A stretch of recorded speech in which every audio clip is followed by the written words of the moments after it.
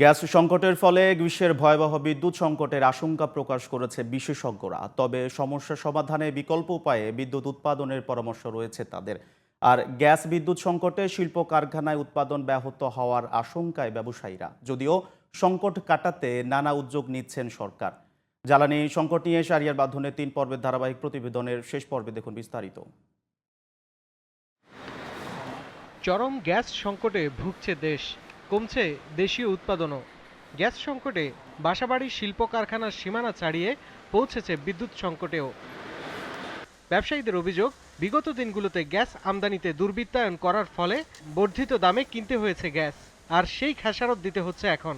দীর্ঘ 10-12 বছর যাবৎ লোকাল যে সোর্সেস রয়েছে, দেশের মধ্যে যে সম্ভাবনা রয়েছে, সেটা কিন্তু দেখা হয়নি, সেভাবে যত্নবান হয় না। ডিম্যান্ডের তুলনায় আমাদের প্রায় 30-35% গ্যাস শর্ট রয়েছে, সেটা আমদানি করতে চ্যালেঞ্জিং। এবং আমদানি করতে গিয়ে দেখা গেছে যে আগে এখানে দুর্বৃত্তায়ন হয়েছে। আসছে গ্রীষ্মে লোডশেডিং বৃদ্ধির আশঙ্কা করছেন বিশেষজ্ঞরা।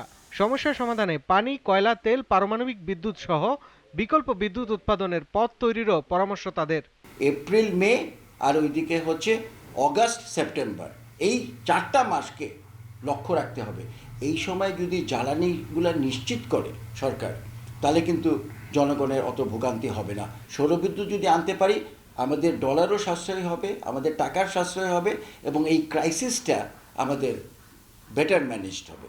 লোডশেডিং সামাল দিতে কতটা প্রস্তুত সরকার, এমন প্রশ্নে জ্বালানি উপদেষ্টা বলেন, জ্বালানি সংকটে লোডশেডিং এর সম্ভাবনা আছে, তবে এটা কমাতে সব ধরনের পদক্ষেপ নিচ্ছে সরকার। চেষ্টা করব রোজার মাসকে সম্পূর্ণভাবে লোডশেডিং মুক্ত রাখতে। চাহিদা এবং সরবরাহের মধ্যে এমন একটা ভারসাম্য রাখবো যাতে ওই টেকনিক্যাল কারণ ছাড়া যাতে কোনো লোডশেডিং না হয়, সেই জন্য আমরা সম্পূর্ণ প্রস্তুতি নিয়েছি।